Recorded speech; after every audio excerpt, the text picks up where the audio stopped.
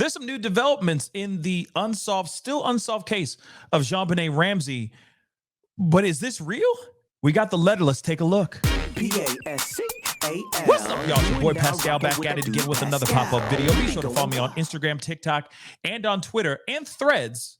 The Pascal Show. One word. Hit that like button down below. And let's not forget to crush that subscribe button if this is your first time checking out this channel right here.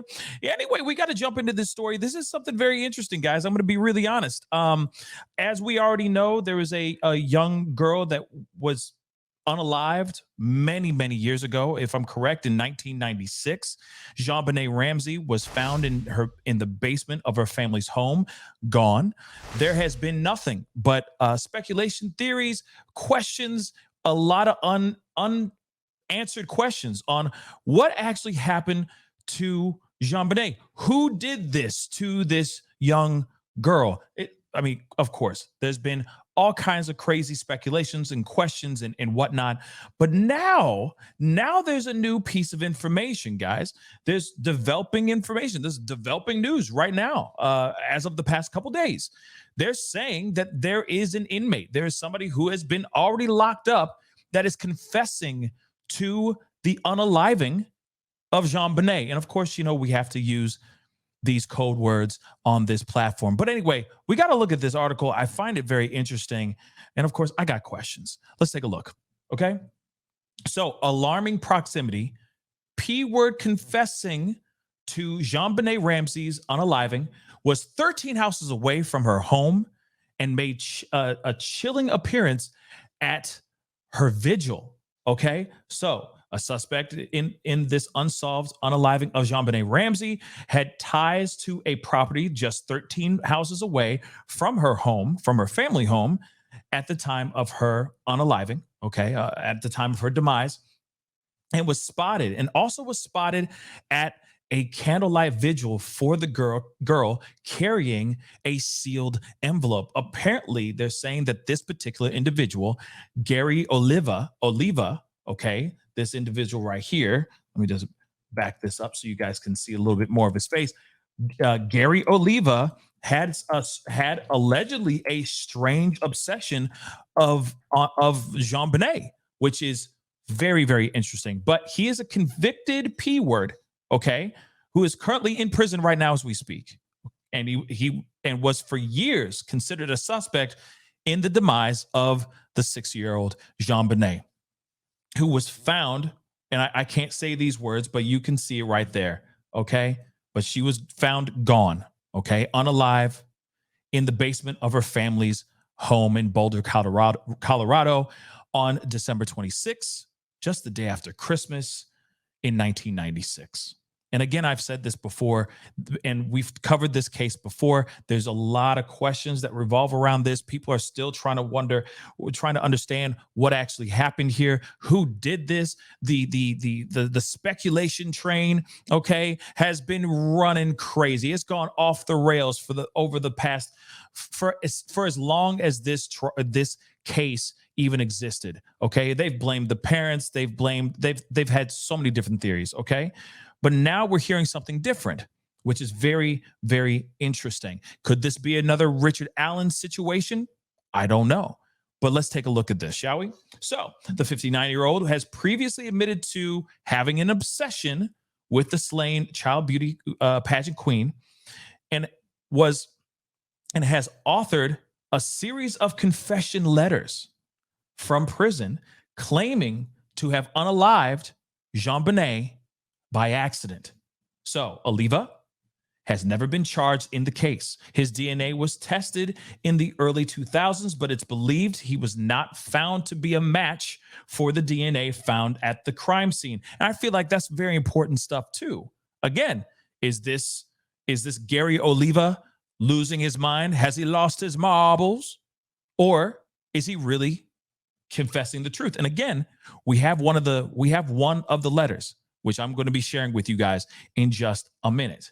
So now, however, one of his former high school classmates, Michael Vale, is urging Boulder PD investigators to take a second look at Oliva and what he deems to be the stark circumstantial evidence tying him to the crime. At the time of her unaliving, Oliva was homeless and sleeping on the streets of Boulder. He was known to frequent the University of Colorado campus and also often hung in and around the St. Thomas Aquinas Catholic Center, where he would collect his mail and hang out with other vagrants in the parking lot. So, the university campus is less than a mile from Ramsey's home, while St. Thomas Aquinas is a mere 13 houses away. So that is pretty close. That is pretty close. A long alleyway running behind the church, which extends to Ramsey's home, meaning someone could move between the two properties easily and potentially go undetected.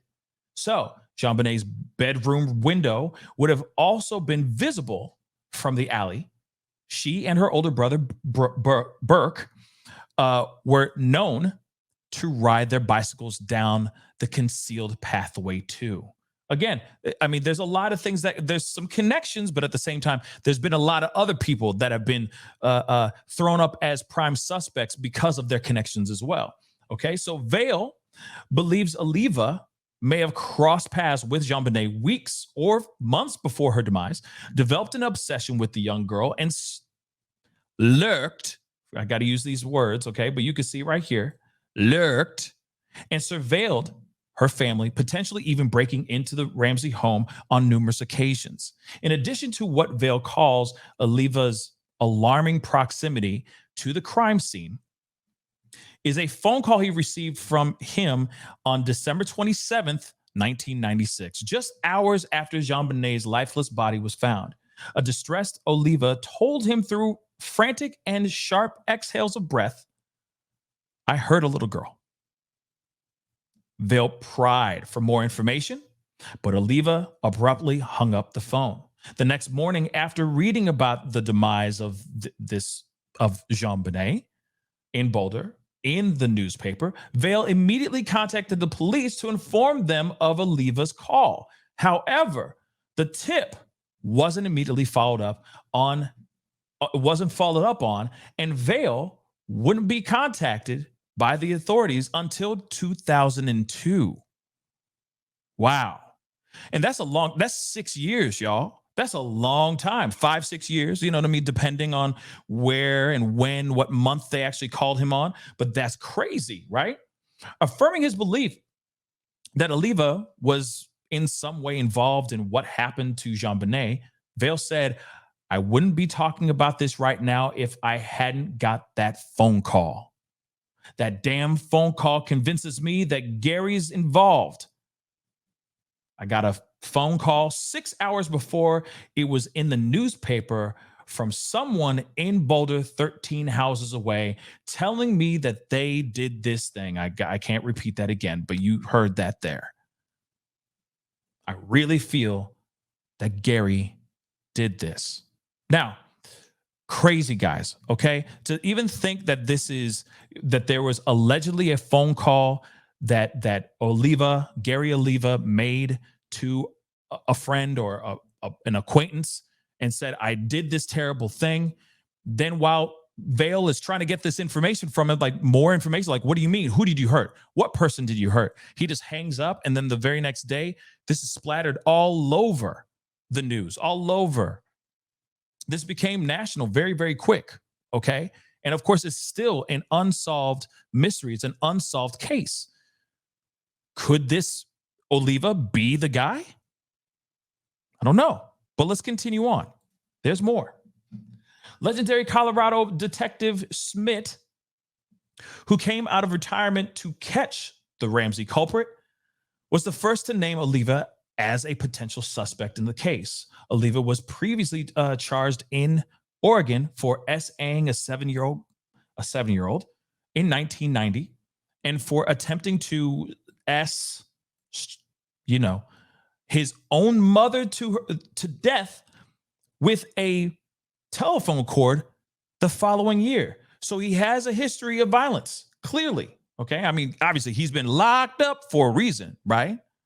During his investigation into the violent offender Smith discovered that Oliva had attended a candlelight vigil for JonBenet on the 1-year anniversary of her demise, which was held at Pearl Street Mall. Images of Oliva were captured showing him paying his respects in the front row, holding a large folder under his arm that appeared to be sealed with a strip of black duct tape. It's unclear what the folder contained and if it was ever recovered. Almost exactly 3 years later, Oliva would be arrested on the University of Colorado campus on December 12th, 2000, and charged with criminal trespass, drug possession, and possession of a weapon by a prior criminal offender. Now, I mean, it's pretty crazy to think that he was that close. Allegedly, he was that close from her and from the Ramsey house. Pretty creepy. At the time of his arrest, Oliva was found with a stun gun in his possession, in addition to a photograph of JonBenet and a poem he'd written about her entitled Ode to JonBenet. Crazy. The discovery of the stun gun was a particularly interesting development to Schmidt, who, due to some strange markings on her neck, believed one had been used on JonBenet to subdue her in the moments before her demise. So they, of course, the U.S. Sun obtained a copy of Oliva's arrest report. In the report, it's revealed that Oliva was arrested after illegally entering the university's fine arts building after hours. He initially gave the officer a fake name, Gary Sabetta, before producing an ID card with his actual real name. When asked why, Oliva said that he was worried there was a warrant out for his arrest. Investigators soon discovered that there was. He had violated the terms of his bail in Oregon for child S crimes. I'll just say that. He was initially due to be extradited back to Oregon, but the state declined to do so. A search of his belongings later yielded a strange poem about JonBenet, written and illustrated. He even drew on it by Oliva. News clippings of the case and a photo of the girl. How would he have a photo of the girl? But I wonder if that photo is a clipping from maybe a magazine or from a news clipping, or if it's an actual photo like a Polaroid or a photo that came from inside the house, which that could be it too, but that's crazy. Okay. So during an interview with university cops, Oliva was informed he had been banned from stepping foot on campus again. In the report, an officer wrote, he said that he has been around the campus for several years and does sit in on some classes. That's wild. Okay. Never that no campus security went up to him and said, hey, what are you doing here, man? Nothing. That's weird. But Oliva apparently told the officer that he was very upset as he'd no longer be able to leave, quote unquote, little mementos on a rock where a plaque for the slain student, Susan Chase, had been placed. Just a little bit of information about Chase, Susanna Chase, okay? She was violated terribly, okay? And dumped in an alley, gone in Boulder in 1997, just months after JonBenet. Her case went unsolved for 12 years before Chilean national Diego Alcalde, hopefully I'm saying that right, probably not, my bad, was found guilty of the brutal crime in 2009. Oliva claims to be some sort of amateur artist and likes to hang out around the Fine Arts Center. Reads the report. We talked about his background and his criminal charges and past problems. He stated that his main mistake, as was the SA in Oregon. So, of course, he did some very bad things. Other than that, he said everything else is because of him getting drunk and stupid. He denied being a thief and claimed that he had been in the arts center to get out of the cold. Oliva seems very emotional about the JonBenet Ramsey and Susanna Chase murders, even to the point of getting tears in his eyes. Now, wow, this is so crazy. Conclusion is that Oliva shows signs of being fairly intelligent, but that at other times he seems off in a faraway land. He pleaded guilty to all charges in that particular case. He was arrested in Boulder 16 years later and again was found to be in possession of a number of JonBenet related artifacts. So in June of 2016, Oliva was caught uploading images depicting very unthinkable things that have to do with children to his personal Gmail account on public Wi-Fi connections across Boulder. In a copy of his arrest affidavit obtained by the U.S. Sun, Boulder PD said it was made aware of Oliva's illicit activity. So, Oliva, who was homeless again, was detained under a bridge near a railroad track on June 6, 2016, and his phone and other personal items were seized by investigators. On the device, police recovered approximately 695 images of unthinkable types of images. That's all I'm going to say. Details about the images were redacted in the report.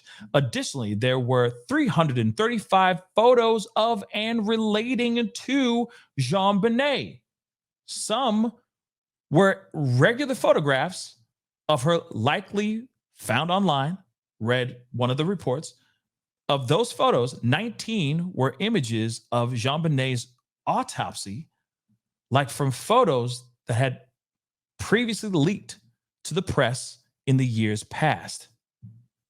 There were also many photographs of what appeared to be shrines to JonBenet Ramsey. It is unknown where these shrines are located or if they were located by Oliva or not, or if they were created, by Oliva or not. Investigators also noted that a number of contacts in Oliva's phone referenced members of the Ramsey family, and several videos playing tribute to her were saved on his device. Okay, guys. To me, first off, this sounds knucking crazy. Okay, knucking futz. I'm gonna be real. It sounds absolutely bonkers, this whole thing. But then I keep wondering, could this just be somebody with a bizarre fixation, a bizarre obsession over these particular people, right? Maybe he saw something in the news with JonBenet or the Susanna Chase situation and just became obsessed, quickly obsessed with those two girls. That could be it too. Or he could have very well did the thing. We just never know. Now, one thing I think is going to be very helpful is if we take a look at one of the letters. I got a letter right here, okay, from one of the private investigators that are actually investigating this whole case. In fact, right now they're in the middle of analyzing the handwriting to see if this is actually Oliva's handwriting. And then, of course, they'll be doing their due diligence in it. So this is some interesting developing information for sure. So let's take a look at this. Now, I'm not going to read this whole doggone thing, okay? But we can get to the meat and potatoes of this, which obviously I think will knock your socks off in a way, okay? Or at least spark your interest. Now, in the top of this letter, I guess he was getting money for commissary and all that. So he's basically saying thank you to the person. He wrote to Mr. Vale, okay? This is the same person that called him that he called and said, I just did something to this girl. You see what I'm saying? And then as soon as he, I guess got overwhelmed by the multitude of questions that Mr. Vale was asking him, he hung up, right? So this letter is written to Mr. Vale as well. Okay. So let me just say this part here. I've been getting letters from you and I haven't been able to write back until now. So they're like pen pals. I guess his friend or this person is writing him and is trying to stay in touch with him. Okay. It is very frustrating. They don't let me send letters here like at the jail. Please don't give up on me. I never loved anyone like I did JonBenet, and yet I let her slip and her head bashed in half, and I watched her go. Well, I watched her die. It was an accident. Please forgive me. She was not like the other kids. Please don't hate me. You're the only person I write to. I'm evil and unalive children. Please don't turn your back on me. Please keep writing to me. I consider myself to be very lucky to know you. And it's signed Gary. Now, obviously, in the very beginning of it, he's just talking about a bunch of stuff. Okay. But he doesn't really talk much about, he doesn't really say anything about JonBenet. And apparently there are other letters that he wrote specifically confessing to him doing these unthinkable things. This is just one small snippet, apparently, to the other many letters that he wrote, where he literally confessed doing this unthinkable thing to little JonBenet. Now, let's talk about this. I mentioned Richard Allen before, and I'm going to mention him again. The question still remains in my mind. Could this be a situation where this man's mind has cracked and he's just saying something because that's what he believes in his own fairy tale world?